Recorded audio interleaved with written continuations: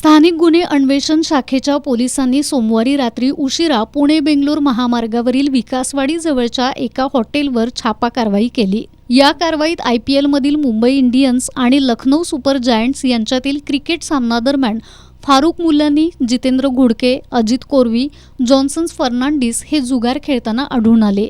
यातील संशयित जॉन्सन फर्नांडिस हा मुरगुड नगरपालिकेतील शिंदे सेनेच्या नगरसेविकेचा नातेवाईक आहे। पोलिसांनी या ठिकाणाहून रोकड, मोबाईल संच आणि जुगाराचे साहित्य असा सुमारे 3,05,000 रुपयांचा मुद्देमाल जप्त केलाय।